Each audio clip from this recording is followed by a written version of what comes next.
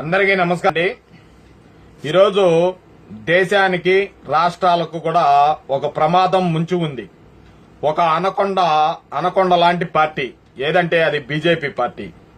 అంటే బ్యాంకుల దగ్గర రుణాలు తీసుకొని ప్రజల సొమ్మంతా మింగేసినటువంటి ఎదవలంతా బీజేపీలో చేరిపోతే బీజేపీ కడిగిన ముత్యాలలాగా తయారు చేసి బయటకు వదులుతుందన్నమాట. వీళ్ళు మళ్ళీ ప్రజలకు నీతి బోధ చెప్తా ఉంటారన్నమాట. అలాంటి వాళ్ళందరినీ కూడా అనకొండ అంటారు. అయితే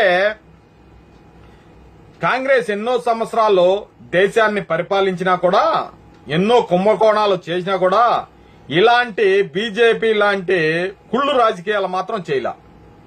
కాంగ్రెస్ లో ఉన్నటువంటి ఎంపీల పైన గానీ, ఎమ్మెల్యేల పైన గానీ, ముఖ్యమంత్రుల పైన గానీ ఏదైనా ఆరోపణ వస్తే ఇమీడియట్లీ సిబిఐ ఎంక్వైరీ చేసి నిజ నిర్ధారణ చేసి ఏదైనా వాళ్ళపైన అవినీతి ఆరోపణ నిజమైతే అరెస్ట్ చేసినటువంటి చరిత్ర కాంగ్రెస్ నాయకుల పైన ఉంది.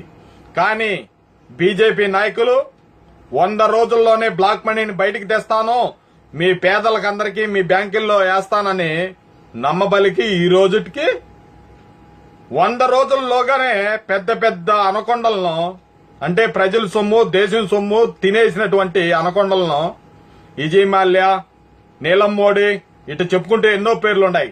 దేశాన్ని దాటించిన చరిత్ర బీజేపీ పైన ఉంది.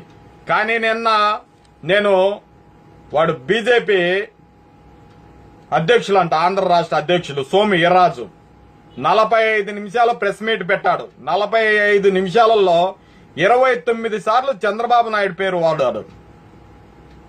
నేను ఈ యదవ గాలి సన్నాసికి నేను ఒకటే చెప్తున్నాను, బీజేపీ ఏమన్నా ఆంధ్ర రాష్ట్రంలో వైకాపా పార్టీకి జగన్మోహన్ రెడ్డికి ఏమన్నా తాకట్టు పెట్టావా అని నేను ఈ సందర్భంగా అడుగుతున్నాను. అరే యదవ సన్నాసి, ఈ రోజు రాష్ట్రంలో అధికారంలో ఉన్నది వైకాపా జగన్మోహన్ రెడ్డి అని నేను ఈ సందర్భంగా తెలియజేస్తున్నా. ఎన్నో సమస్యలు ఉన్నాయి రాష్ట్రంలో. ఈరోజు ప్రభుత్వం ఇచ్చినటువంటి హామీలు జగన్మోహన్ రెడ్డి నెరవేర్చలేదు. ఈరోజు ఎన్నో సమస్యలతో ఉంది. నువ్వేది మాట్లాడటం లేదు. ఈరోజు కేంద్ర ప్రభుత్వం నిధులు ఇస్తుంది అంటున్నావు. నేను ఈరోజు నిన్ను ఒకటి అడుగుతున్నాను, ఆంధ్ర రాష్ట్రంలో వస్తున్నటువంటి ఆదాయం, పన్నుల రూపంలో కడుతున్నటువంటి డబ్బు ఎవడు నీ అమ్మ మొగుడు తినేస్తున్నాడా అని నేను ఈ సందర్భంగా అడుగుతున్నాను. మేము ఇచ్చిన డబ్బే మాకు కడుతున్నారు ఎదవా అని మేము అడుగుతున్నాం ఈ సందర్భంగా. ఈరోజు నువ్వు మాట్లాడుతున్నావు ఒక కర్నూలులో జరిగినటువంటి అబ్దుల్ సలాం కుటుంబం విషయం. రాష్ట్రంలోనూ ప్రపంచంలో ఉన్నటువంటి ప్రతి ఒక్కరూ కూడా కన్నీళ్లు పెట్టారు. ఆ పోలీసులను అరెస్ట్ చేయటం తప్పు అంటున్నావు నువ్వు. ఈరోజు మేము అడుగుతున్నాం నిన్ను, ఒకే ఒక మాట అడుగుతున్నాను, దానికి నిజాయితీగా నువ్వు సమాధానం చెప్పాలి. ఈరోజు అబ్దుల్ సలాంను అరెస్ట్ చేయటం, మందలించడం తప్పు కాదు. కానీ అక్కడ మాట్లాడిన మాటలు, ఓళ్ళు బరాయించలేనటువంటి మాటలు నువ్వు ఇక్కడనే పెట్టుకుంటావు. నిన్ను ఈ పోలీస్ స్టేషన్ లో ఈ రాత్రి నీ పెళ్ళాం బిడ్డల దగ్గరికి రోజు ఒక కానిస్టేబుల్ ను పంపిస్తాను అని ఆ CI Somashekar Reddy, head constable Gangadhar అన్న మాటలు వాళ్ళ అత్తగారికి చెప్పి కన్నీళ్లు పెట్టుకున్నాడు అతను.